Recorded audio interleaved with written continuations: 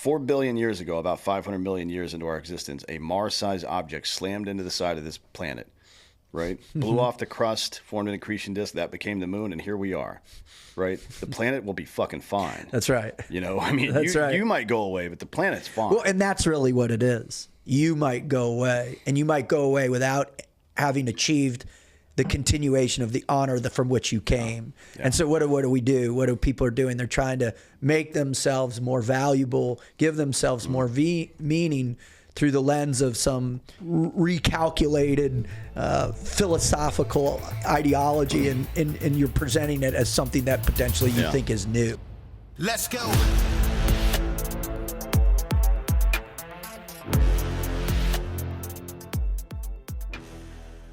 Welcome to Citizen. We got a special guest today, David Rutherford. Former Navy SEAL, motivational speaker. How's it going? It's going good, man. Thank you for having me on. Sure. Big fan of what you guys are doing, what you're doing on the show for sure. Thanks. I appreciate that. So let's go back to your beginning. Where'd you grow up? Boca Raton, Florida. Oh, wow. Yep. Boca. Yeah, back in the 70s when it was still just a teeny little sleepy town. Yeah, what was it like back then? It was the perfect place. About 19,000 people, little beach town. You know, my parents came from the Midwest, from Michigan, and it was the dream. You know, you ride your bike 2 miles from where we lived to the beach and rode up to Tommaso's Pizza Joint with your friends, and just the complete Gen X childhood. What brought them from Michigan to Boca, of all places? Kind of a retirement. Well, it's become a retirement community, but not entirely. I've got friends that live there. It's completely transformed since then. I mean, absolutely. It was more, Southeast Florida was more about retirement back in those days. You know, my parents had, you know, met at University of Michigan. My dad had gone to law school, and he got interviewed with a firm out in L.A. and then interviewed with a firm in Miami. And a kind of crazy story, all their friends from Michigan that had moved out to L.A., they all got hooked on drugs and they all got divorced. And so my mom was like, Michigan's rough. We're not going. Unless you're in the UP. The UP's fine, I guess. Yes, the UP, right? Yeah. And so, you know, they chose South Florida. Plus my mom's parents had moved down there. My dad's parents had moved out to Palos Verdes, and they just like, let's go to Florida. Yeah, I mean, you could do worse, right? Especially as a kid. Shit, it was unbelievable, Dan. When I tell you, like, it was the perfect scenario for everything. You know, sports and community, and you know, my parents were always real involved. You know, my dad was on the board at the hospital, and they started a bunch of charities, and it was just a great place to grow up. And then in 1983, New York State passed a law that when you turn 60, you got to move to Boca and take 100 of your relatives. Yeah. So we that's when the influx began. So what was it like going to high school there? I mean, did you just fuck around all the time? It was, it'd be hard to stay focused if the beach is right over there, to be honest. I was a pretty serious athlete, and so I was able to restrain myself somewhat. Now, you know, it was the 80s in South Florida, so there was a lot of temptation on a bunch of different things. And I was able to, you know, parry a lot of that pretty well. A lot of my friends ended up, you know, not doing well with all the things that are enticing people down in South Florida during those times. What sports did you play? I was a football, lacrosse player, and I actually played. I saw you went to Penn State. I played at Penn State. Oh, really? You played football there? Lacrosse. Oh, lacrosse. Okay. Yeah. Is it club or is it varsity? It was varsity. Yeah. It was a D1 it's not varsity at every school, but Northeast and northern Midwest, it's usually varsity. It's actually exploded. University of Denver was in the playoffs last year in the tournament. Yeah, it used to be just Northeast and then kind of upper Midwest area, but now it's fucking everywhere. Oh, it's crazy. It was funny when I played in the National All-Star game in high school. I was a Florida rep, and there was 9 midi lines on each team. I was on the West team, and they put me on the same team with the kid from Colorado and the kid from California, and we barely saw the field. So, but now the number 1 recruit in the country goes to the high school that I went to. The number 47 recruit in the country goes to that. So it's really exploded. So you still keep up with it then? I try to. I've worked a lot with the Penn State men's lacrosse team. I've worked. Do a lot of side coaching for kids and athletes. So You have kids that play? I have 4 daughters. Oh, they're not. Well, No. they like field hockey maybe. But Soccer. Soccer. Yeah, my wife was a D1 field hockey player up at UMaine, and so we have a couple soccer players. My youngest is saying she's going to try lacrosse now, so we'll see.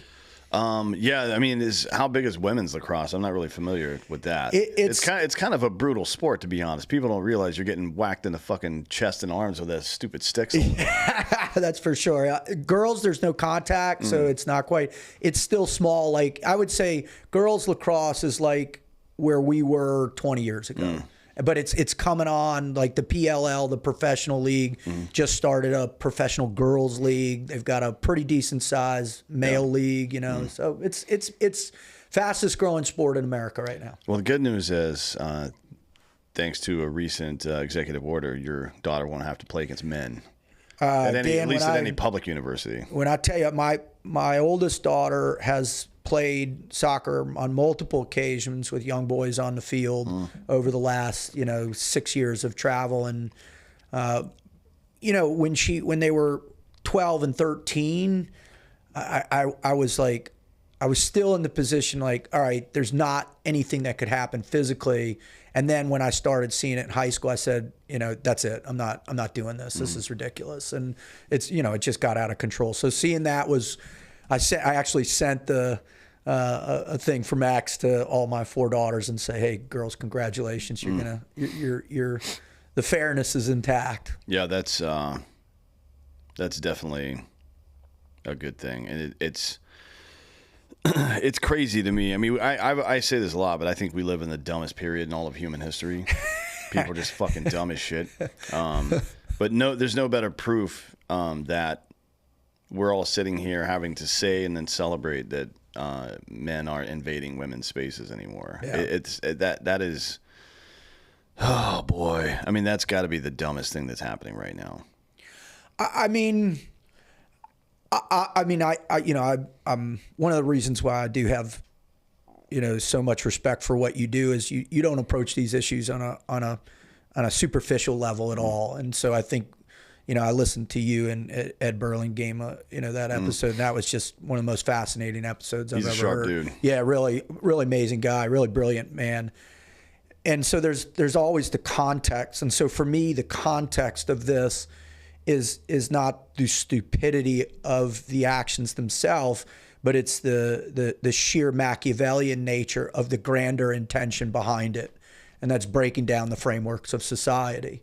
And I think, yes, it seems so dumb common sense, but when you understand where it's originating, why, and what the intention behind it, there's a lot more very sophisticated, I think, approach to why they're doing it and how Marxism, you mean? 100%. Cultural Marxism. 100%. American Marxism. Yeah. I mean, that guy, James Lindsay. Yeah, he's a buddy of mine. Yeah, he's a brilliant guy. I love, he gave that wonderful UN speech a couple years ago that described all the subsets of current day Marxism. Yep. And I send that to, hey, you want to understand what's taking place? Watch this. So yeah, I think that's what it is. It has been seeping into the culture and into every institution for in an intense way, probably 30 plus years. Yeah. I mean, it's it's funny. That's actually how I introduce him. I'm like, this is James. He hates communists. Yeah. Which is, it's a pretty good thing to hate, I think. So you go to high school in Paradise, play, and you go to State College, Pennsylvania, which is not paradise, right? Yeah. I mean, it's not bad, actually. In the spring and summertime, it's really nice up there. It can get a little brutal in the winter, but... That's why I had like a 1.8 during the regular year, and then I had like a 4 or 5 in summer classes. Yeah. It can be brutal up there in the winter. For sure. So it also, back then... it was kind of a pain in the ass to get to. It's quite a bit easier now. There's like 4 or 5 flights every day out of Philly to State College, but it used to be like maybe 1 a day, maybe 2 a day. That's right. It was definitely a lot more difficult to get out there. When I went there was really, I believe, it was just post 80s, right? I showed up in 91. you know, my favorite thing I used to tell people when I went there is, you know, I'm going to the school that, you know, in Playboy's top 10 party schools. They used to It is say, a good party school because there's nothing else to fucking do. That's right. There's nothing else to do. That's right. That's right. And so, you know, they used to give Penn State its own asterisk, like in a league of its all of its there's own. no Top Golf at No, Penn State. no. It's the Raskeller. It's the First. It's, you know, it's Cafe 210 and the Queen Bee.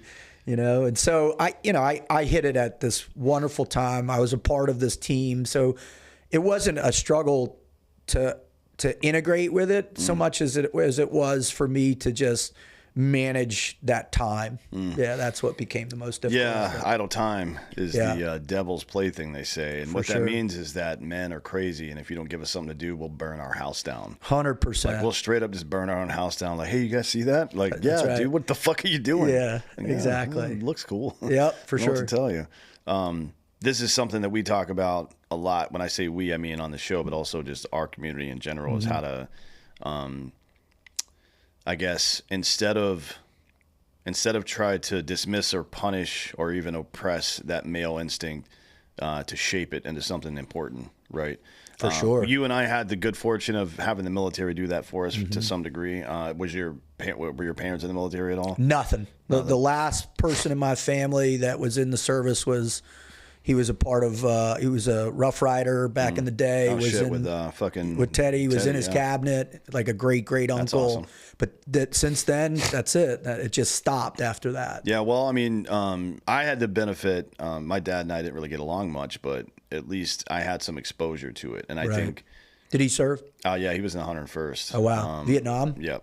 I don't know what he did, but he was in the 101st, and then he was down in Panama at Gullick at the School of the Americas down there for a while.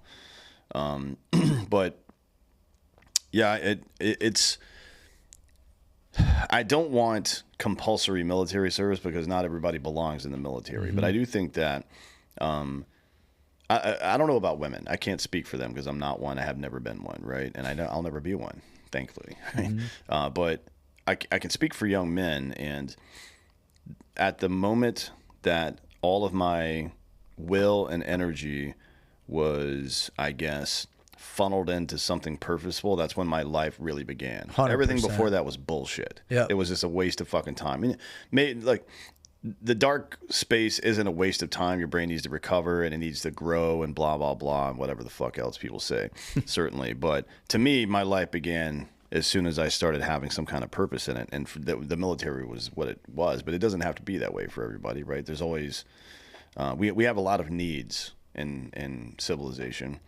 What was it like for you, though? Because you had already, and I was an athlete too. I played baseball and basketball, soccer a little bit, but mostly baseball and basketball. And so I was used to like regimented stuff. Go to school, get out, go work out, then go to practice, or maybe there's a game that day. And you have responsibilities. I think that's the critical part. You load somebody up with responsibilities, and you can pretty much immediately watch them turn into a human being. That's right. You know what I mean? Well, I think it's what are the innate requirements? It's that self-motivation, right? It's getting up, bearing the burden of responsibilities that are integrated with, for lack of a better term, team, right? Your family's your team, your peers are your team, and how do you integrate with them in a way that something productive emerges? And you know, and sport, in my opinion, is the absolute best way to initiate those with young people, both men and women. I mean, it's the one that's available. That's right. So, and it has the added benefit of being both challenging and entertaining, while also introducing structure into people's lives. I think 100%. I think team sports specifically at a young age are really important for kids. Learn how to fail, learn how to succeed without being a bitch about it, or without being a dick about it. Right. That's right. Either way, those are important things. And yeah, just it's built in right now to our society. People love sports. I think it is. I mean, obviously, from an entertainment perspective, you look at the magnitude and the scope of revenue and impact on the NFL. I mean, obviously, some of the other ones are struggling, definitely.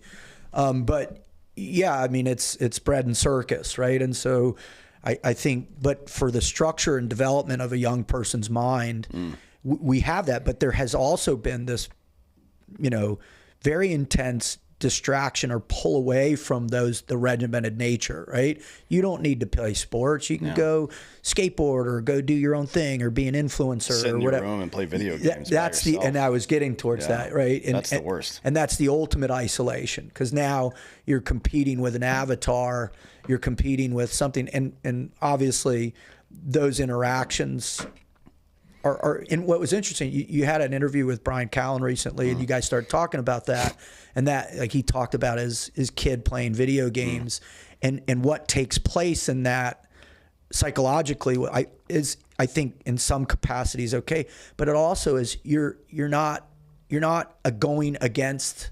It's not going against it. You're not interacting with another human being in order to understand the requirements and the necessary input for the reciprocation that you want, right? And you just don't have that interaction in those places. You don't have those interactions online. Yeah. I mean, you don't have it, and that's really, I think, as you said, what our young men need more than ever. Certainly not in the way that you need it, right? Like, That's you right. get some level of interaction, but not the way you need it. 95+% of communication is nonverbal. That's right. So if your relationship with other human beings is through some intermediary, then you're in big trouble. 100%. Right? You either have to stay here forever, or you are going to have some pain later on, because it's quite a bit easier to learn this stuff in a relatively consequence-free environment. When you go to your office, get your first job and go into an office, and you're weird and rude because you haven't been around people enough, people are going to think that you're weird and rude. That's right. And you're not going to get promoted. You're not going to be successful. No one's going to want to interface with you, right? That's right. It's like, what are we doing to these kids? Well, and I think where they are consuming the educational, or the I guess the life lessons through these, terminology like, you're stressing me, I need a safe space, whatever, all those traditional, oppressor versus oppressor constructs. It's like, no, man, the world is 8 billion people. It's been hard for a very long time. That's really hard. And sitting around thinking about how hard it is isn't making it any fucking easier. That's right. That's right. Jesus Christ. That's dude. right. And, when you were doing fucking log push-ups in the wake, did you sit around like, you know what, this sucks? Like, no, you just like tune it out, dude. Oh, I definitely said it sucks all the time. Like, I think that's the inescapable aspect of fear and pain. Yeah. But you have to cultivate a different frame of reference for it. It's like, yeah, this sucks, but this is what it takes. Well, what can you imagine turning to your swim buddy and being like, hey, man, my shoulders really hurt today? He would be like, shut the fuck up, dude. Everybody's shoulders hurt. Dude, what are you I talking have a about? hilarious story. I'm in second phase. We're doing, second phase. We're doing our 3.6 nautical mile swim. I'm with two guys because one of the guys, swim buddy, he left. And so, but it was like 3 to 6 foot seas. And I got, first time ever, I got seasick. And so I'm sitting there swimming, and I'm coming up, and I'm, projectile vomiting, going back, and they're just leaving me behind. And finally, my buddy Jeff comes back, and he's like, hey, dude, if you don't fucking keep up, we're leaving you. So you either keep up and you finish the swim, because I don't care. You're here, do it. And that's what I ended up needing. And, but that's not what kids are getting. I mean, I think that, like, let me back that up. I still see pressure coming from other kids and peer groups, but perhaps it's not in the most effective way that maybe we went through. Well, what do you mean? Well, I work a lot with young kids, still I work with, the high school football team. I work with some other kids. My wife and I ran a leadership development program for student athletes and leaders last year. And so we talk to these kids and like, all right, when you have that kid that's a prima donna or is not working, how are you interacting? What are you saying to him? How are you motivating? And the answers that we got back were pretty staggering. It was like, well, I just ignore them and I move over to people who are listening. And you're like, whoa, how does that work? And so I think that the core idea about social interaction has been so shunted as a result of, hyperconnectivity, that, again, like you said, that one-on-one interface is the ultimate thing. So that's what we really strive to try and teach these kids. Hey, like my oldest is the captain of her soccer team, and like she's had some stuff recently, and so I said, hey, well, what are you going to do? Are you going to go pull that person off to the side, or are you going to go bitch to the coach, or how are you going to handle this? Tell me right now.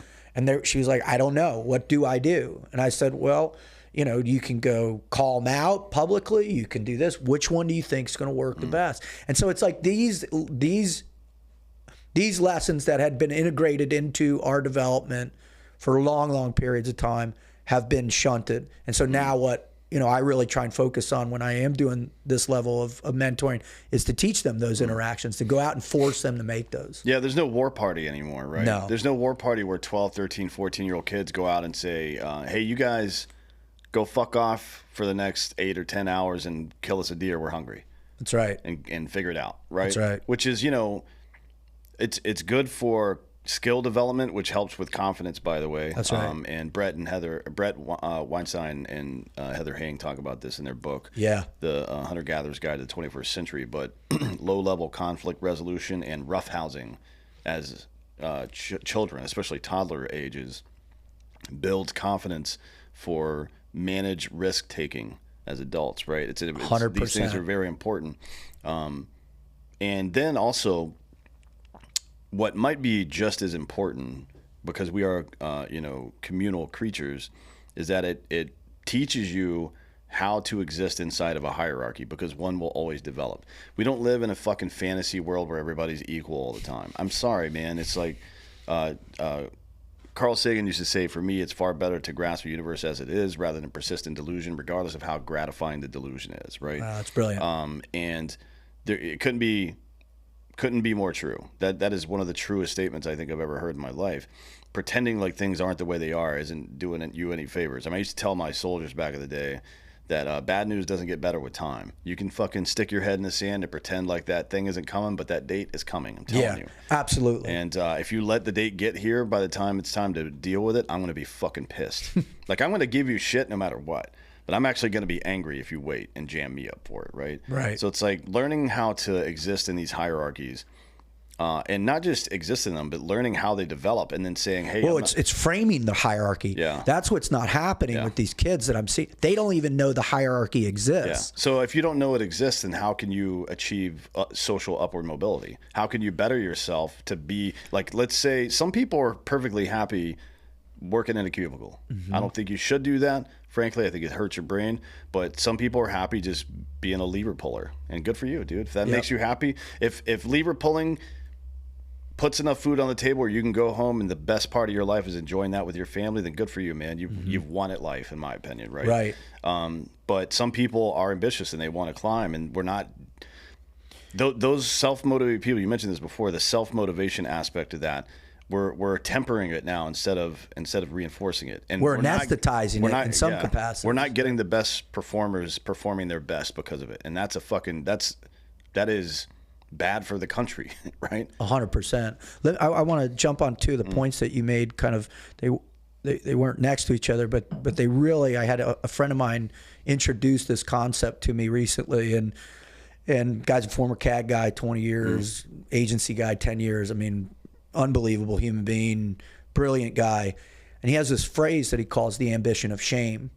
And so, you know, you teach your children, well, the hope is that in that free play, the ambition is to continue the play.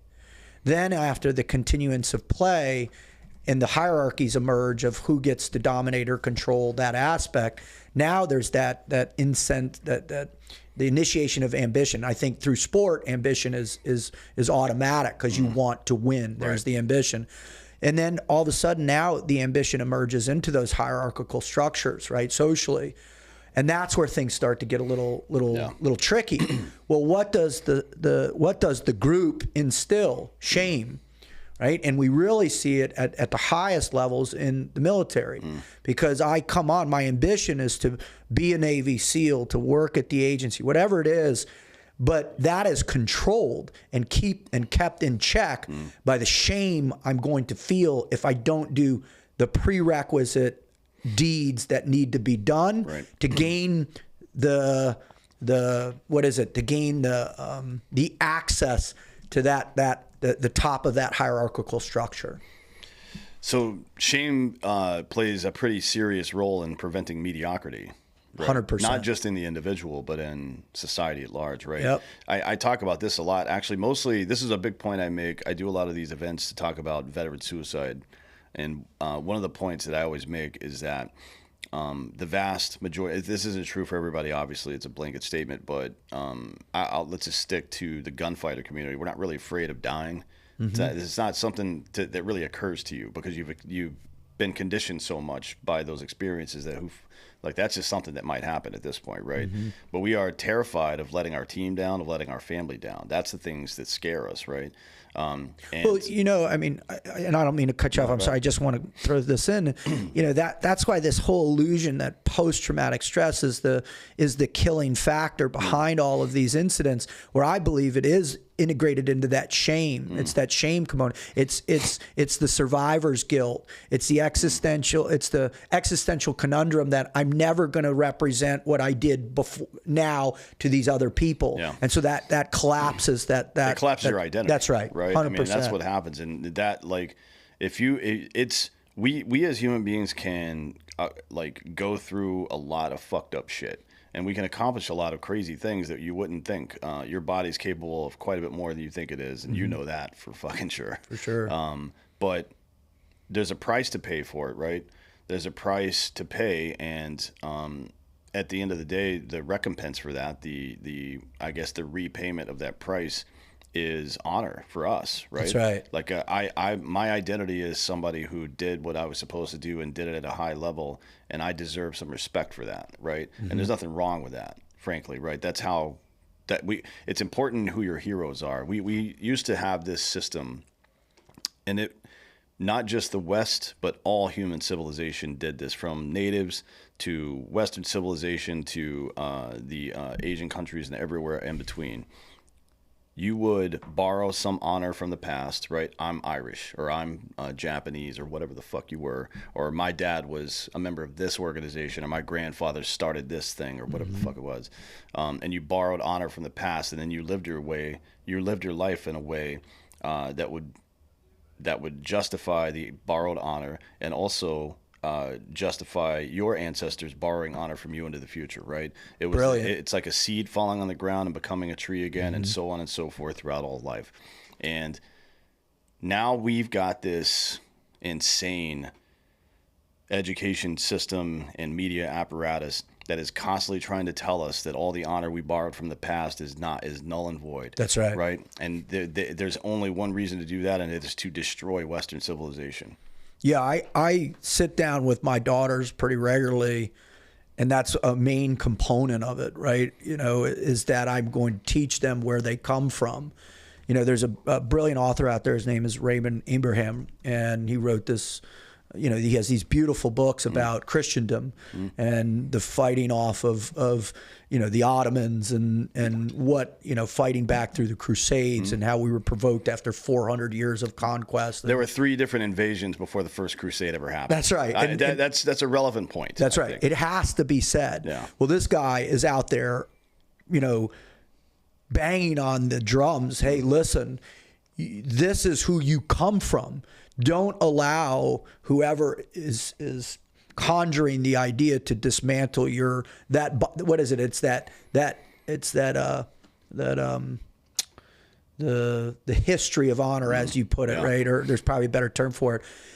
Genealogy, maybe. That'd be good. Maybe. The genealogy of your honor, right? That's relevant to you. So be proud of it. And so I show them these historical, ideas of, I'm remarried, and 2 of my daughters are Italian in heritage, and I talk about Rome, and I talk about what happened, and then I'm from my family's from Scotch Irish, and so I talk about the Scotch Irish and the role they played in America in the 1840s and 50s and 60s and the building of America. And I'm saying, hey, be proud of who you are and what you represent. This is who you come from. Yeah.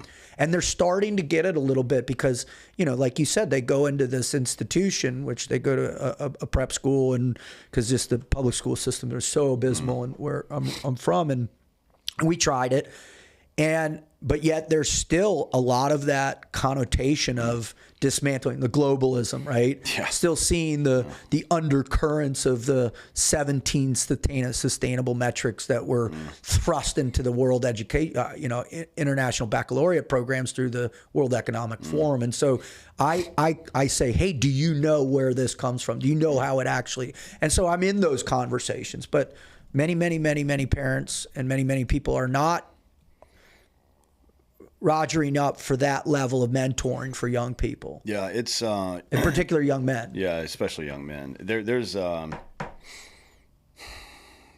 people read it as xenophobic or jingoistic, but the second part of that conversation is that you have a responsibility to live up to that. That's right. Not that you get to fucking skate, and not that you're better. You didn't do shit yet.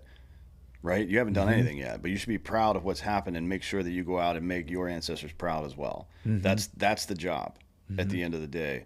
You know, and there's at every level and in every capacity, someone feeling good about what they're doing is going to make what they're doing better. Their work product, whatever it happens to be, is going to be better. If you work at a company that you hate, your work product's going to suck. Absolutely. Right? If you are in the military and you're not really into it, you're going to be a piece of shit, right? It's just the way it is. And if you're living a life under this identity that if you're a self-hater, right, which there's quite a few out there, especially these days, it's like, yeah, your work product is the quality of life that you're living.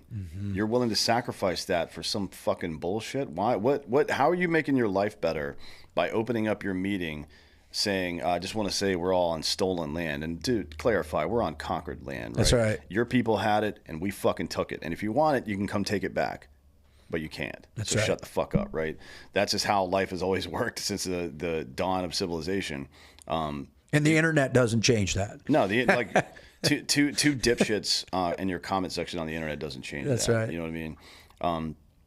It's really important to have these cycles, right? And it's every from the physical world, from the creation of a star to a fucking supernova to a stellar nebula or whatever the fuck, or planetary nebula, excuse me, that creates new planets.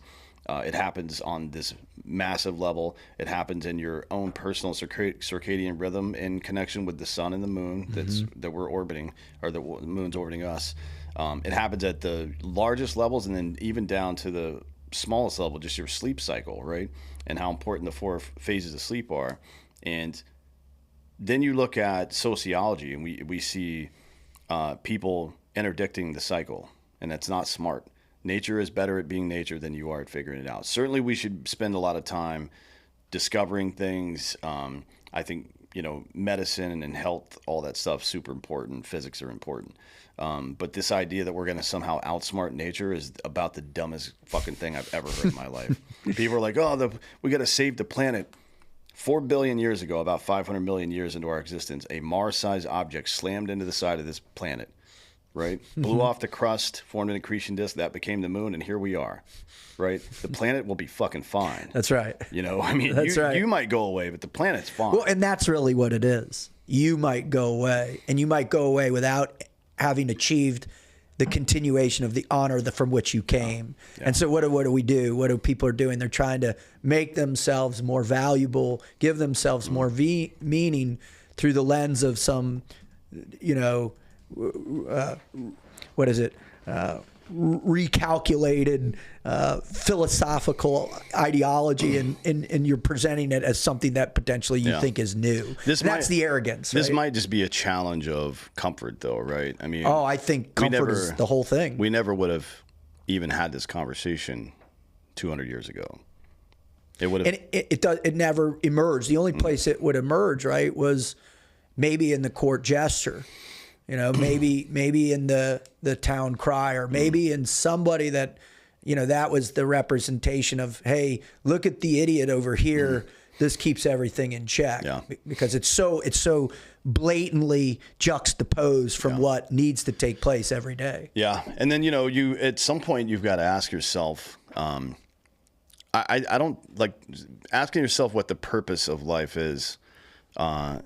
it's interesting, but I don't know how utilitarian it is. But I think you should ask yourself, what does it mean to live a good life, right?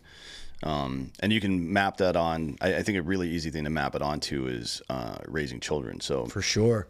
our parents, grandparents, and everyone before them would have said something to the effect of, I want to give my kids a better life than I had, right? And what they meant were more resources, more access to education, more healthcare, more or less, right?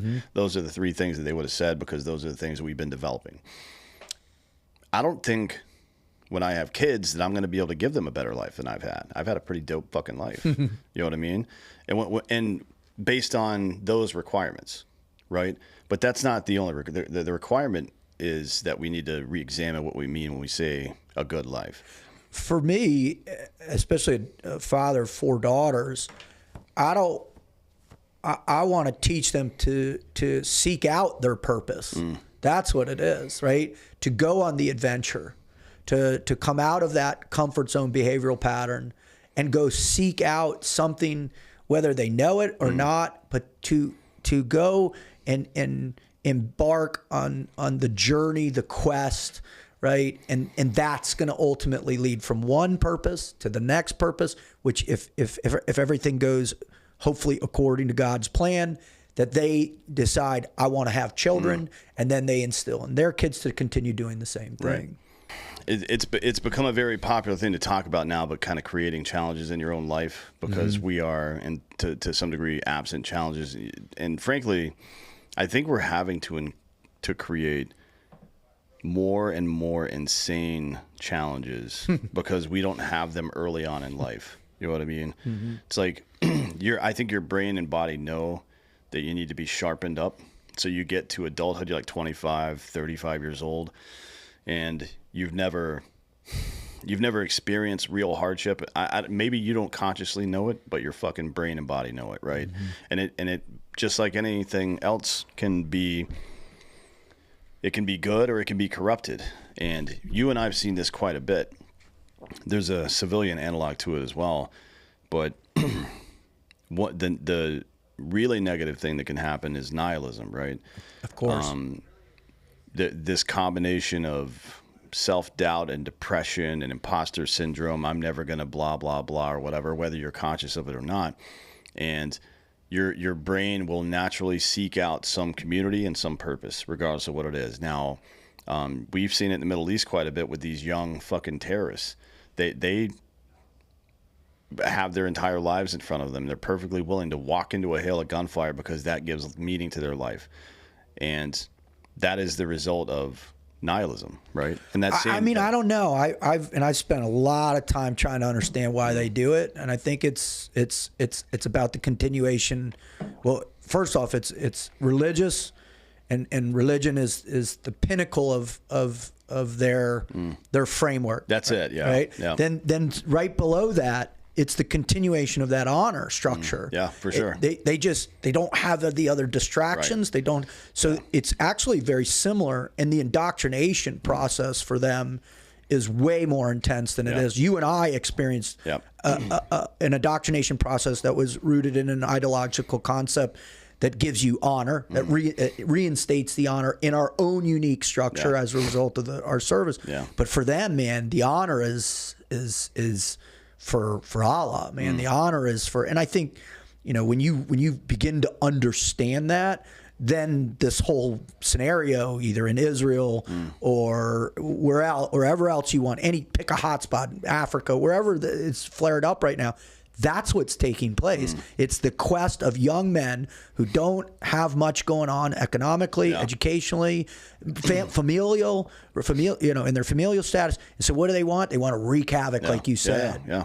Well, that's what I mean when I say nihilism. They're in a hopeless situation, and they look around and they're like, "This is fucked. I've got nowhere to go," and they choose the best of all the bad options, I guess, at least according to them. And that's why. And it's not unique, by the way, to people in the Middle East. We see this. This is the same ideology that leads to school shooters. Yes. Their sense of honor comes from, I'm going to get publicity, or I'm going to attach myself to this idea or that. Same thing with Unabomber and all that other bullshit. It's the same general mentality. And then on the weaker side of it, I guess, when I say weaker, I just mean no one's actually getting killed, is people like these Antifa protesters, right, who think, The world is unfair because it's been unfair to me, at least that's my perception. So I'm going to go try to make it fair for other people. But sleeping outside and throwing bricks at people doesn't really do anything. I'm a big follower of Andy Ngo, the guy who first exposed them right out. Yeah, he got clobbered in the head with a fucking brick. And I actually had another team guy buddy that was up trying to wreak havoc with them a couple times, and I think you're definitely correct that they're seeking that tribe that's going to give them relevance where their life hasn't had honor and relevance and all that. But I also think, anarchy, like you said, as it spawns from nihilism, they're not rooted in everything, right? I mean, the reason why Nietzsche was like a fucking sledgehammer in philosophical terms, because he's the guy who said, well, God is dead. And once you have established that, right, that where you're bound to something sovereign that's bigger than yourself, honor, your past, your history, and now it's like, oh man, I'm going to create anarchy because I'm going to be the one who creates a whole new system. And that's an alluring thing. Yeah, that's meaning. That's purpose. Yeah, that's why, this is kind of an unpopular opinion of mine, but I'm not a huge fan of democracy, to be honest. I'm more of like you saw me and EM talk about it, but I really like the idea of princes. It comes with the same problems as everything else, I suppose, and that is the potential tyranny. Anybody that can look at our system now, especially the last week, about how much money has been stolen from taxpayers and used to fund media propaganda all throughout the world, to fund regime change all throughout the world, including in our own country, by the way. The Trump impeachment stuff, that was all funded by USAID. Did you see Michael Schellenberger's piece? I reposted that. Yeah. That was the most shocking thing. That's the biggest scandal in the history of this country, I think. We're just getting started. Yeah. You're going to see. So far. Yeah, and I've got a few buddies that are still in D.C. operating, and they keep saying, hey, you have to think about this in a much more significant level, right? That dude Boone Cutler, and General Flint wrote that book about fifth generation warfare. Yep. That's what we're talking about. Yeah. We're talking about all of these things are interconnected to do what? To pull us away from our sovereignty as Americans and to drive us into that global state. Yeah, and that's the problem with, we have this idea of decentralization, which I agree with, but then diffusion of power, which diffusion of power doesn't necessarily make power less dangerous. Right. You know what I mean? Right. And the other side of that coin is that with princes and kings, you've actually got to be willing to go outside the court and cut this motherfucker's head off. That's right. If he goes against you, right? It certainly would bring back a much greater higher threshold for that kinetic reaction. Yeah, for sure. Like what you say when you said being bound to something sovereign, we think of that in terms of religion, but also in terms of empire, right? That's right. And we are the British Empire. We're the ultimately, in the same way that the Western Roman Empire in Constantinople was real Rome, and the Byzantines were the Byzantines, even though they didn't know it yet. Yep. We are the British Empire now, and England is just some fucking relic. I am so excited for that to be exposed. I'm a monster fan of Daryl Cooper and the Modern Made podcast. I listened to his first prologue of this series. I'm hoping the thing's like 15 episodes long, like 30 hours. Yeah. But that will be exposed. Yeah. And when that is exposed, I think it's finally we're going to begin to have these conversations that hopefully then move into the historical the require for revision history that's going to be taught to our children. Yeah, I mean, and look, any system's going to have its problems. So before you just try to shoot it down, consider it. Consider every state in America has a prince, and we would call that a governor right now, right? Or a baron or warden or whatever the fuck language. It doesn't matter what you use, and they all have their own army. And if that prince or governor or warden wants you to fight for them, they got to, one, convince you that the fight is just and noble and that you're going to be compensated for it. Yeah. That's a lot of stuff. Yeah. That's how it used to be for the majority of human history. We didn't have standing armies like this. So if you wanted to fight a war, you had to convince the public that it was worth fighting, which is not, we don't even care about that anymore. We don't even ask Congress anymore. Right? Which is supposed to be the anchor of the will of the people. And then in addition to that, instead of, recourse against a king being through courts or whatever, now it's serious. You know what I mean? Now there's actual consequences, and that's what really matters. In the same way that piling responsibilities onto somebody shapes them into an adult human being, piling consequences onto any social or political structure keeps it running correctly. It's like having a flowing river versus a pond. One of them is clean, the other one's shitty. That's how it works. And I think you're right to reference this past few weeks, but in my heart, I think a lot of us are hoping for is that consequence to emerge, but you have to expose it so it's undeniable, right? All of the receipts dating back to Russiagate, going even further back to 14 to Maidan. I mean, all the way to 1961. Thank you. To be honest, right? And that's gonna, and I believe, because I'm really trying to be optimistic. I mean, I've had a lot of friends call, say, "Hey, Rut, man, you're the hand grenade of positivity," and the last 4 years has tested that in the highest ways of my entire life. But I really believe that the cascade that could result of those documents, and not just JFK documents, but RFK and Martin Luther King. Once that's exposed, you will begin to see, this empire collapse, and then at that point, hopefully, Pam Bondi has the courage that we need her to have. We can start to see these things go into a courtroom and have everything laid out for the public to see. There's got to be consequences. There has to be consequences. Otherwise, it'll happen again, and it might happen again even with consequences. For sure, be fair, but it's definitely going to happen again, and soon if there are no consequences. For sure. I mean, I think never, and tell me what you felt like. Never, ever was I more convinced than the moment President Trump was shot, that had that gone 1 inch the other way, it would have devolved. I think we were going to be in a war. Yeah. For sure. Yeah. Yeah. Because the result of that would have been the left would have tried to appease and capture at the same time. And there's a couple of 10, 15,000 of us that would not have allowed that. That's right. That's and right. I think, it's weird. I think about this in terms, we were talking about cycles before. I think about this in terms of nature. The U.S. since the 1960s has become more and more repressive of its own citizens, but in a very clandestine way. And it wasn't until around the time of COVID that it became very overt, right? That's right. And it's funny that right around that time of COVID is exactly kind of when the GWAT was winding down. So nature created a new warrior class in America just in time to solve this problem. You know what I mean? I actually saw it earlier than that. I mean, I go back to the 14, 15, 16, where our culture started to emerge as people that were having an impact on culture in general, right? I mean, I was running a podcast with Marcus Luttrell, JT and Matt and Evan were exploding with their content, right? There was this new emergence, like the GWAT guys, we were saying, hey, we're part of this culture now. Like we're going to be heard.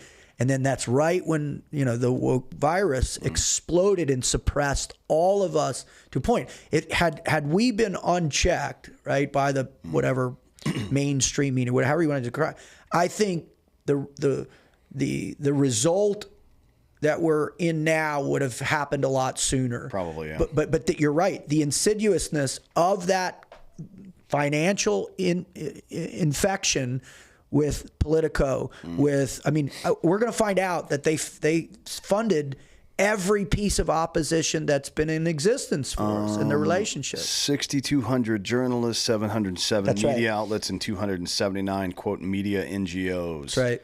9 out of the 10 media outlets in Ukraine are funded by USAID. That's right. And that is staggering. It's not shocking, frankly, after what we've seen over the past. There are people that are perpetually online, and we are more aware of what's going on than other people. But I think this is such a big deal that normies, as they're called, are gonna fucking get read in on this, and it's gonna blow their minds. That's right. That's right. Who was it that said? I think it might have been George Bush Sr., but I forget. There's always this quote floating around that if the population knew exactly what we were doing, there'd be a revolution within an hour. Yeah, there's a good anecdote. I've told this a couple times on the show, but it was in the Middle Roman Empire, and maybe it happened and maybe it didn't happen. I don't know. It could have just been an anecdote, but slave trader asked a senator of Rome, "Why do you take the collars off?" They deliver them in leather collars, right? Like you see on in TV shows sometimes, movies sometimes. They would deliver them in leather collars. The Romans would remove the collar and put like a small brand on them so you know who they belong to. And he asked him why he did it. He goes, well, if they looked around and saw how many of them there were and how many of us there were, they would just kill us all. That's right. Right? That's it's right. like, okay, well, there's 538 people in Congress, and then another 3 million bureaucrats. There's 350 million people in this country. That's right. So anytime you think that you're in a minority, you are probably wrong, frankly. And that's what Nixon used to talk about with the silent majority and stuff like that. It is the most powerful that a civilization can be is when they collectively say no to tyranny. 100%. It doesn't always have to be a fight either. Remember the Governance Disinformation Board, right? They wanted to stand up a department inside of Homeland Security to monitor people's speech on the internet. And everybody, to include the left, were like, nope, we're not doing that. And it ended. But it didn't really. I mean, obviously, Mike Pence has exposed. They're still doing it. Well, I felt the effects of it. I mean, I lost access to my entire following in the summer of 2002. And, I've spoken a little bit about it. In 2020, sorry. And that it wasn't big, but it was big for me, and I've been working on it since 2008, and now all of a sudden I lose access to 120,000 people. Meanwhile, my business just collapsed because they shut everything down. I couldn't go speak, I couldn't go coach, I couldn't go work with companies, and now I'm online. I switched online, and then they shut me off just with a switch, and with no explanation, no nothing. And I'm telling people, hey, man, this is tyranny. And people are like, dude, it's probably just something silly. But now we know the magnitude of this censorship industrial complex was so substantial. And now we're seeing the financial aspect of it. And it's going to blow everybody's minds. Yeah. I mean, thank God. I mean, literally, thank God for Elon Musk buying Twitter. I mean, had we not had Matt Taibbi, Michael Schellenberger, and Barry Weiss gain access to that back end information, the dominoes wouldn't have started falling. I don't think. Well, eventually, but I mean, maybe, but it would have been a lot messier. That's right. That's right. And I think of like back to the natural cycles thing. We've been poisoning people for a long time, intentionally or through incompetence. I don't really care. Right? It's still evil.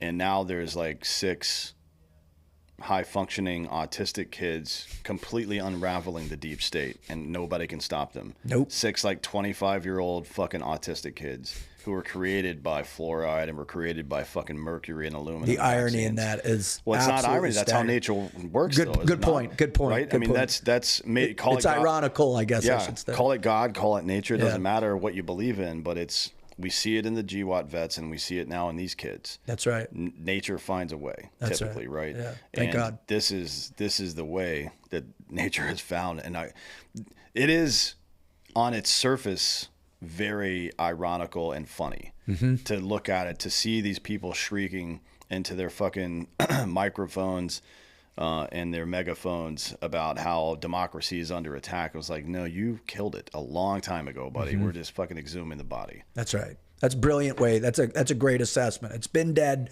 for a while. And that's why I think to go back to what we were talking about, that's why we have to teach these next generation of young men and young women, right, to say, hey, you need to be bound by honor, right? And you need to understand, like, that's the mission, right? Is to stand up and to not just be told where to go, what to do, but to be free thinkers, to be revolutionaries at heart. And I just, you know, it's funny. Evan was on with Joe Rogan a few weeks ago, and it was wonderful. I was in town, and we had like this 3-hour lunch together. And that was one of the pivotal aspects of what we were discussing is like, listen, the opportunity is now at hand, because now the restraint from the freedom of our exposure, the freedom of our reach is just going to continue to grow and grow and grow, because young men are looking to positive male role models for new lessons that they've been absolutely removed from the traditional formats of educational system, for sure. So now it's incumbent upon us to reinstill those lessons in a new format, in a new way, whatever that might be. And I think it's definitely online for sure. Yeah. So whether it's Tim's sheepdog, or what does he call it, his Agoge curriculum for Apogee. Apogee. Yeah, right. I mean, that's brilliant. Yeah. Let's have a lot more of that. Let's have a lot more. What I'd like to see is, some type of youth organization that emerges, right, from us collectively coming together. And so we put on some giant symposium for young men in Texas to come out and spend, a long weekend learning how to be men, whatever it is. And we don't need to bark and yell and scream and, that whole mindset. So we don't need to do that. That's not what it's about. No, it's not. That shit is meant to, disrupt us. Like, you starve and sleep deprive somebody, then you yell at them to let them know that they can still operate in chaos. That's right. That's the only purpose for that. That's right. That shit doesn't, to some degree it builds some character because you build resilience from, but mostly what it does is the same thing as running longer and longer distances is. I think once you do like the first 7 or 10 mile run, you're like, oh, I could pretty much do this indefinitely. It just sucks, right? Yeah. That's what I learned from it. I ran, I had only ever run 5 miles, and I ran a half marathon. Good for you. Because this is when I was in the Army. It was like, I'd never run before. I was a baseball player. Yeah, like, yeah. We run really slow to get lactic acid. Yeah. That's it. But yeah, it's just to teach your brain that one specific thing. Mm-hmm. It isn't that's not character building stuff. No. The professional development we do in the military is like putting people in charge of other people. That's for example, right. Giving them responsibilities and creating scenarios, tasks and such for that. For the what is it? The spark, the ignition to want to step into that role, right? And by carefully crafting those scenarios through this very sophisticated training profile, right? Yeah. Yeah, and there's this. One of my quotes is, in the absence of leadership, lead. Mm-hmm. That's your job, right? And that's what, especially for young men, that's what we have to teach them. And it does, like, not every man is going to be a leader in the traditional sense. Not everybody's going to be a leader at work or on some team or any of that shit. But every man is going to be a leader to somebody. That's right. Right? Even if it's a stranger on the street who needs your help, the fact that you noticed that and had spent the time and had the temerity to actually help that person. Well, it's the courage, right? Right. It's that courage, and I think that's what's been muted or diluted down. That real courage to young boys is, being open and sensitive and all that. Like, fuck all that, man. Yeah. You can do that after you've figured out how to be a man. That comes as a result of the comfort that your masculinity creates. That's right. Right. That's the problem. And we call it polarity, right? Yeah. In a male-female dynamic, we call it polarity, where maybe my wife is an alpha, right? But she can't be that without my protection. Right. And she knows that as well as I do, right? Mm-hmm. And that's the whole fucking point.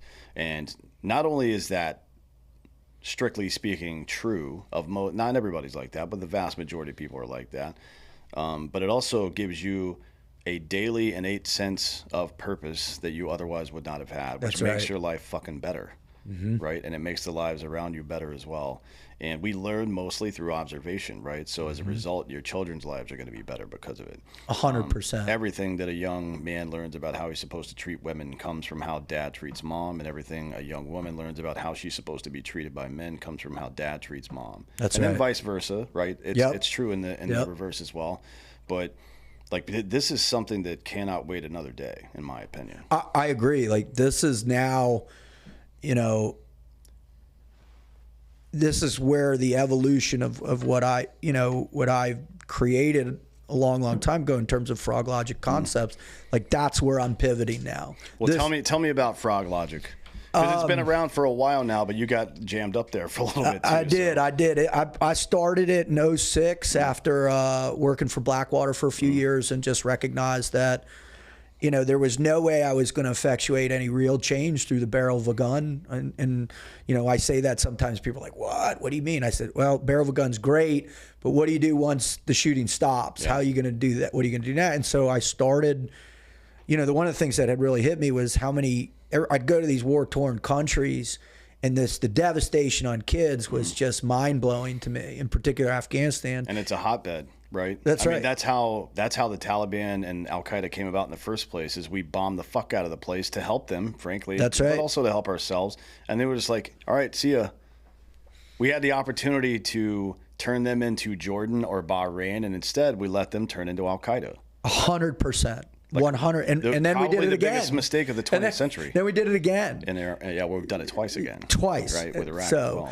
And then I guess 4 times with Libya and Syria. Whoa, that's a whole nother. Yeah. I mean, that's Luciferian in some context, what they did there, and you know, and so I hit this point where I was like, all right, I want to help kids. I want to help young people develop self-confidence in order to endure the hardships that are inevitably going to imbue their life, right? And so I wrote a little kids book and started, you know, went to the YMCA and put on a little program. And then, you know, in the next couple years, I spoke to about 7,000 kids in North America and was going. And I was like, okay, I think I'm going to be able to turn this into something. And then the economy collapsed. And you know, then I went to work for the agency for 4 years, and when I left the agency, I was like, all right, I don't necessarily want to resurrect frog logic specifically for kids. I want to adapt it to adults too, because I'd written an adult book, and then you know, it just exploded, and so I just the momentum just kept going for doing what I was doing for adults in terms of motivational performance coaching for professional teams and college teams, and then working, you know, doing the speaking and working with businesses, and then, you know, COVID hit and everything collapsed again. And what's been codifying for me is the ability to now I really took a step back. I essentially didn't create anything, and I had been going since 2006, really 2005. Every day, all day, creating content, figuring out what to do. You know, my first podcast was in 2013. I built that to 2 million downloads, you know, back even before it was even a thing. And then this happened, and I stepped away for the first time. And it was brutal to do that, because in my heart, I'm an artist, right? That's what I, you know, studied in college, and that's what I've always been, and, you know, a poet, if you will. And so to have that space was tough, but also liberating. And so now I've been slowly coming back. You know, I relaunched my podcast a little bit last summer just to test the waters of what I wanted to do. And so now it's really coming to fruition with the success of my friends around me. You know, my best friend is Sean Ryan, and the impact he's having, and Evan, and, you know, I see all these guys that I truly care about, and I've seen, and you all are on this precipice of influence, or not precipice. I think that you've crossed the threshold. So now it's like, let's get specific on what we're going to teach. And so, you know, the idea, you know, is to somehow not consolidate, but correlate every one of your ideas in a usable fashion that then can be distributed to young men in a really powerful way that generates the essence of courage and honor in them. Yeah, I mean, I'm definitely interested in that sort of thing. The reason I started this show is to collect information for a book called cool. Citizen. It's about what it means to be. So the premise of the show is that you can bitch and moan about your rights and wait around for somebody else to secure them for you, and you will be a subject under Yeah. the rule, or you can secure them yourself by performing the responsibilities required of a citizen. That's what Yeah. makes you, by definition, one, right? It says rights and responsibilities. That's right. And it's, I do it in chunks, I guess you could say. Like I get interested in something, and Have you started writing yet? oh yeah, it's. I mean, I could finish it anytime soon. Please do. I'd buy that in a second. Kind of waiting for the right time to, like, I just let it come to me. I don't really rush it, but maybe I should focus more on it. But yeah, I do stuff in chunks a lot. Like I think we were talking about post-traumatic stress earlier. I just gave a speech at one of Tom Satterley's events earlier, well, I guess last year. Fuck, it's February now. About moral injury, right? About survivor's guilt and all this stuff, which I think is much more to blame. And we're talking about some of the research I've seen, 80 to 85%, when it comes to veteran suicide, right? And then similar numbers, 75+% with hormonal imbalances. That's right. The average 21-year-old male in America has the same level of testosterone that their grandfather had 20 years ago. That's right. And if you are wondering what can happen when your hormones are out of balance, just hang out with your wife during the PMS week and see how that goes. Now, we're lucky as men because they go through a 28-day cycle. Ours is 24 hours, right? Mm-hmm. So we go through all of it, and we don't notice because it's every day, right? We get grumpy. There's a 2-hour window during the day where dudes are prone to grumpiness. Mm-hmm. That's it, right? Mm-hmm. For a woman, it's a full fucking week, once a month, which sucks for them. I mean, we got to deal with it too, but it sucks for them. They don't want to deal with that. But trust me, I have a house full of 5. Yeah, they all get synced up, and you're fucked at that point. That's what I'm wearing, full kit all day, every day. Just right? don't get a female dog too. Shit. No, absolutely all not. Male dogs. But yeah, it's like the instance rate of low testosterone and moral injury specifically is much higher than what we would say clinical post-traumatic stress when it comes to veteran suicide specifically. It's way higher. 100%. And I think if I had to guess, just based on some of my friends have done primary research. A lot of them have written white papers about this over the year, to include myself. I would say 80 to 85% of veteran suicide falls into the category of moral injury and hormonal imbalances, which are two things that we can fucking solve. The hormonal imbalances we can solve relatively inexpensively, right? And this is something I've been yelling at the Army Chief of Staff about for a little while now. We had a meeting a couple of months ago. Which you're framing out as operator syndrome, right? To some degree, yeah. To some degree. Yeah, it's heavy metals too, but like the boom, it's not good for you, man. Nope. And I've been working with Dr. Free since he released the paper in February 2020. In fact, I brought one of his books for you to give to you. Thanks, man. I appreciate it. Yeah, and have watched so many of my friends unnecessarily die as a result of it. And to watch the response not only from the VA, I used to have a buddy that was the assistant deputy back in the last Trump administration, got on the phone and said, hey, please just let us have Chris talk in front of Congress about these things, and some of these other experts out there now too. And finally, just now, SOCOM has allowed it to take place. He's giving, lectures to a lot of the different groups and CANSOF guys and DEA and so it's beginning to percolate. But there's this radical resistance if there's any connotation that you're going to affect productivity or you're going to affect recruiting or any of this stuff, they come at you like some savages. But the reality is, you fucking broke us. Yeah. And you're not rogering up to that. And you're wondering why no one wants. When you have the grand majority of my friends and their children, and they say, Dad, I want to go and serve and be a Green Beret or 82nd or whatever, and they say, fuck that, son. You don't want to go and do that because this is the way you're going to treat you. That's catastrophic for our nation. It used to be 30% of recruiting was vets walking their kids into the fucking recruiting office. About 30%. Right. That's right.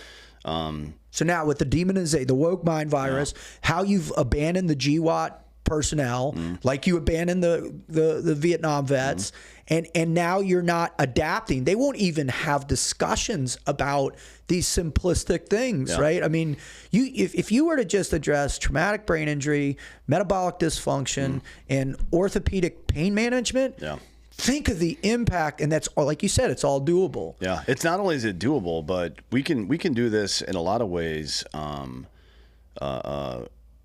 with prophylactic treatments, right? That's the key. The fact that this is what I've been preaching to people. The commander of 18th Airborne Corps, former Donahue was a buddy of mine, good dude, former Delta guy, blah blah blah. He's over in AFRICOM now. He's running AFRICOM now, but I've been trying to get something pushed through. I started with them because 18th Airborne Corps controls so many units: 3rd ID, 10th Mountain, 101, 82nd, so on and so forth, right? But I'm going to talk to I'm talking to Collins from the VA soon. Good for you. I'm going to have him on the show, actually. Oh, that'd be fantastic. And I'm going to grill him about it, because as soon as a dude, I don't know about women so much. I don't know how they're experiencing this, but as soon as a male shows up to the fucking unit, maybe even in MEPS, test his testosterone. It takes 2 days to get the results back, right? And if it's fucking below 700, get him on gear. But what the fuck are we doing? We're the most important professional athletes in this society. We protect the country. Let's not let our pipe hitters take testosterone, because it makes them crazy. Some SEAL just got jammed up 2 weeks for it. I know. Some SEAL, one of your, I don't know if you know the guy or not, but he was a fucking paramedic too. It's like he's trying to make his guys better.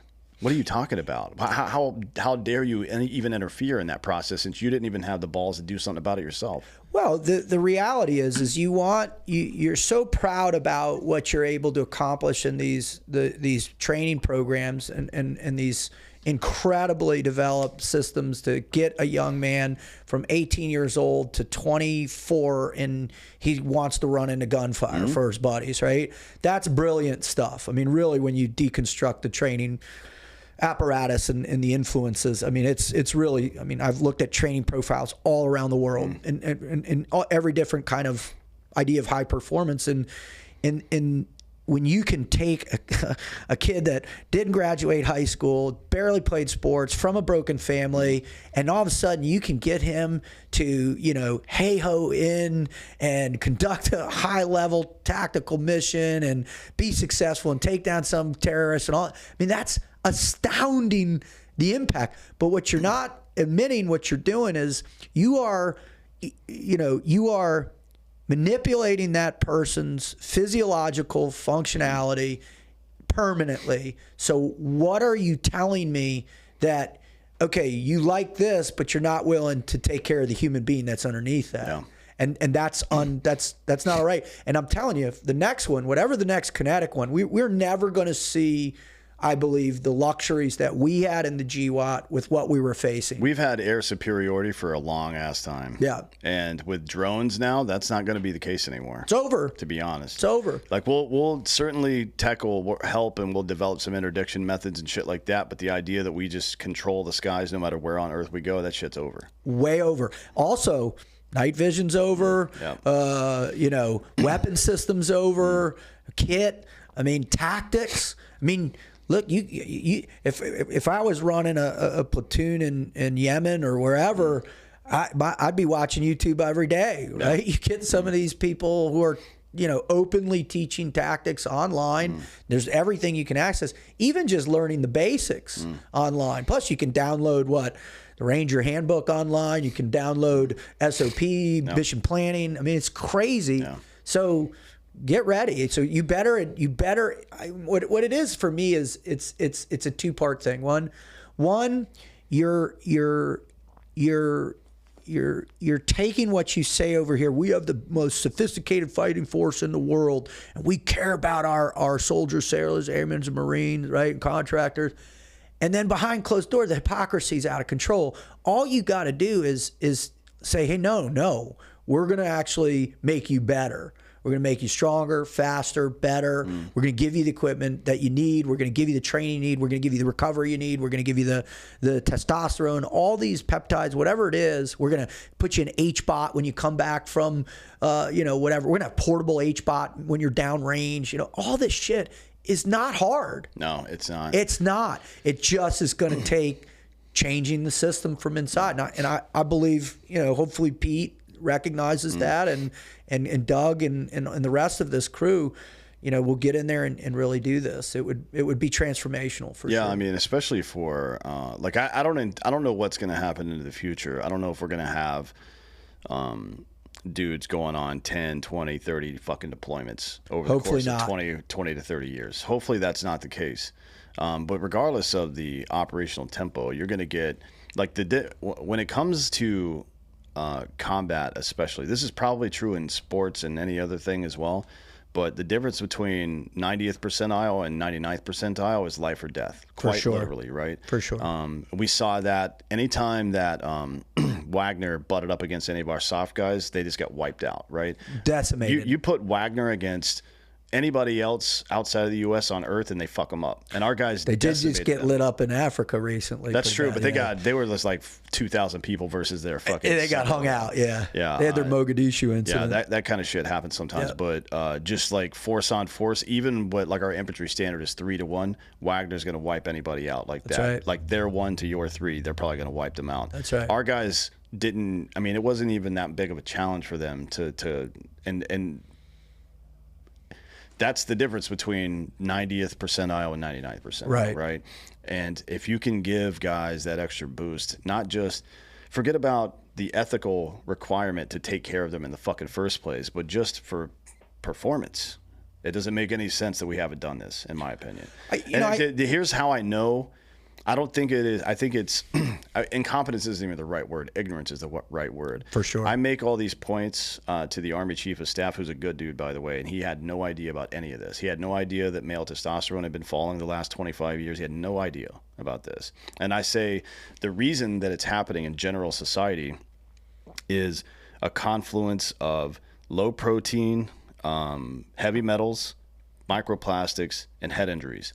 100%. 3 of those are very common in the military, more common than any other job that you're ever going to have. Yep. Toxic exposure, head injuries, and shitty food, because our chow halls are all fucked up. Luckily, Ramon Colon Lopez CZ, the former SEAC, is working on that program right now with, what's that dude's name? That British chef with the big fucking biceps. I can't remember. Oh, the black guy? No, the white one. No, that's the White House chef. Yeah, the White House chef, yeah. I don't know who that is. I can't remember his name off the top of my head, but he's got restaurants in Vegas and shit. But so there's a professional chef in our former SEAC is working on that problem now. I mean, you've been to DFACs. All over the world. It's fucking gross.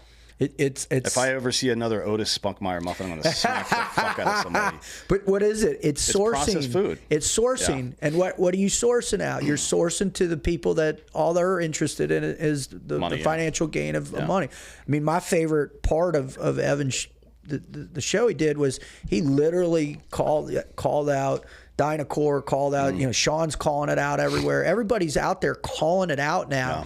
And so we have a little bit of an opportunity to say, hey, and then you get, if Robert Kennedy gets in there and gets proved, then, I think that's going back to what we had talked about in terms of exposure, that it's just another one of those cascades that will take place as to the level of poisoning that's been taking place. Yeah, and the thing that irritates me, I guess, is how quickly we could solve these problems. Well, I think we are. That's what I feel. Well, that's the good part, right? Yes, that's the ball. It's finally crested the hill and starting to roll downhill, and there will be a point where you can't stop it anymore. I mean, look at what you just said to me, man. You've had intimate conversations with people at the top of the game, and you're banging on the drum. Hey, man, do this, and they're listening. Chris. Dr. Free is having meetings with 2-star generals and admirals. He's having meetings with people. There are people that are talking to Pete Hegseth about operator syndrome, right? There's enough of us out that have, like you said, have come over the crest of that shame that we've imposed on it, that the external imposition of shame on us from a societal perspective, and we're pushing back now. We are becoming the tide now. Yeah. And I think that's the most positive aspect about all of this. Yeah.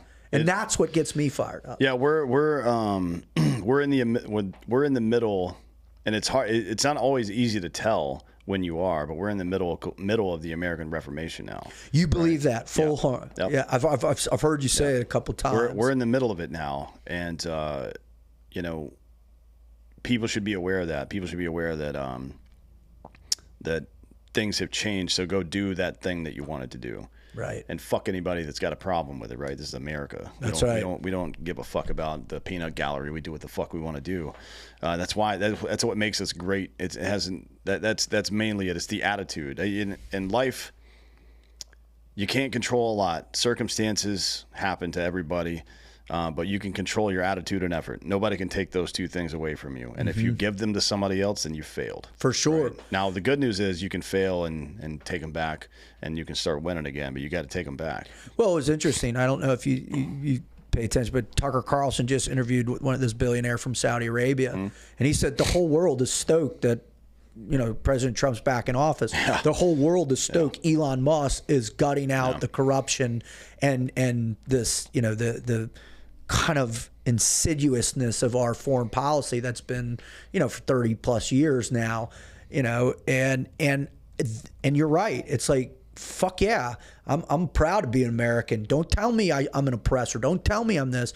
You know, I cut out of the wilderness, you know, what we represent, which is, you know, that, like you said, that revolutionary spirit embodied in a reformation. I think we're in it now. And I think Elon's been a big part of it, as he's done plenty of shit I've disagreed with over the years, but you can't really argue with the results here. Sunlight is the best disinfectant. That's just how it is. The truth shall set you free. Yep. Well, what else should we expect from you soon? We got to get out of here soon, but what else?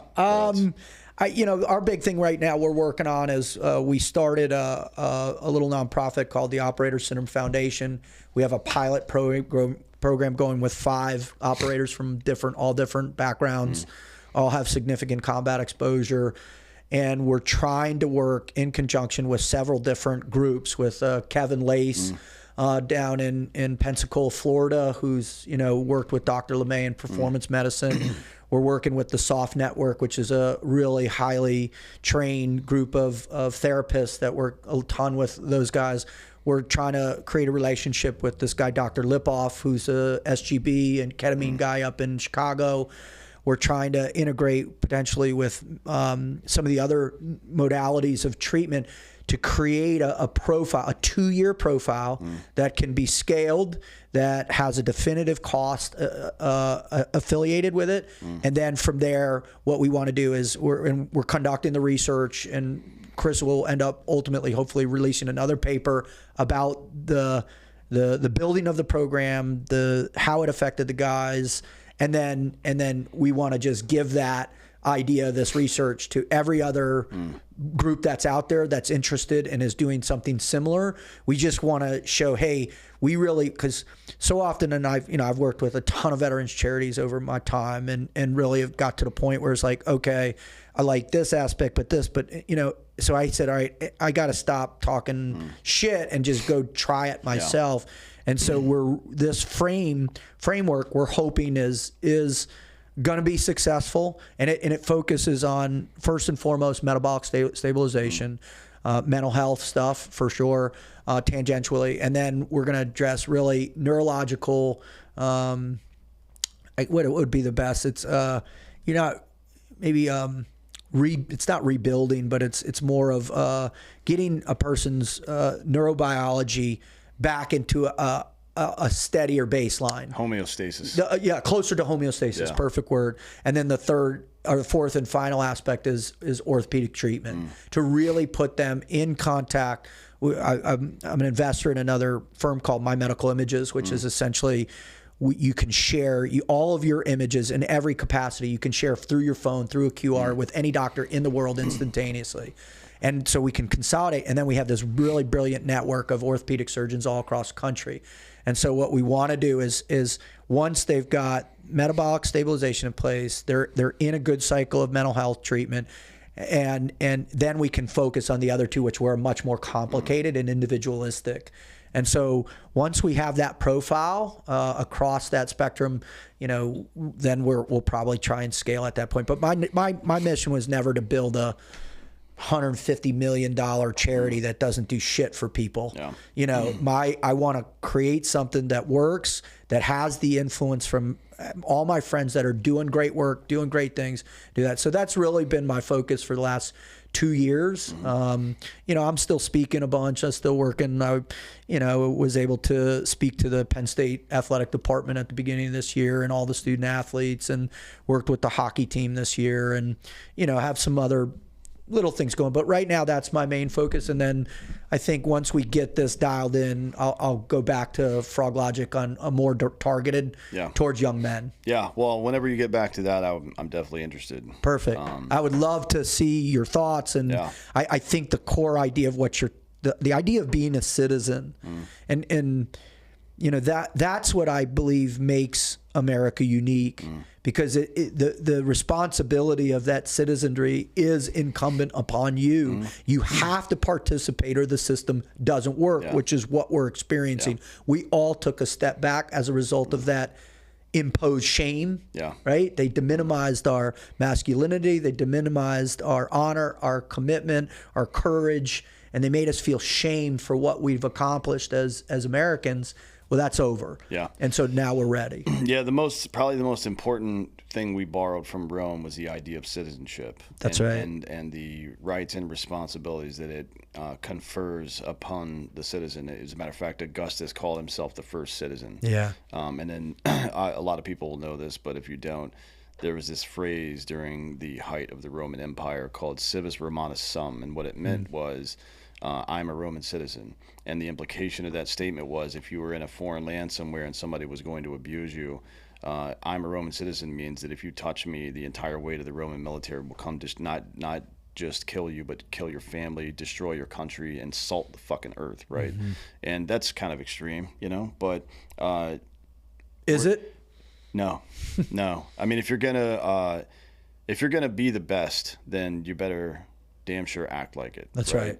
It's a responsibility, and you know, you loan that out to other people. Like when somebody actually needs help, we shouldn't be robbing taxpayers to do it. We shouldn't be ignoring our own people to help other people, because when you do that, I mean, think of it this way. Send an underfunded, undertrained unit to go accomplish something. They're not going to do a great job. No. No, you spend a fuck ton of money and time and effort on people, and then they go do an excellent job, right? That's right. And that's how we should be treating American citizens now. But when I say we, I mean us, right? I don't mean the fucking government. I don't give a shit what the government does. Right. Right? Like you've got to take that upon yourself to make sure that happens. And part of it is participating in government, unfortunately. As much as I hate politics and politicians, sometimes you got to get involved, right? It's just the way it is. I think you're 100% spot on, and you know, I'm really looking forward to that book. So get after it. I will. Thank you for coming today, man. Yeah, thank you so much, Dan. God bless you. Yes, you too. And thank you all for listening. This has been Citizen.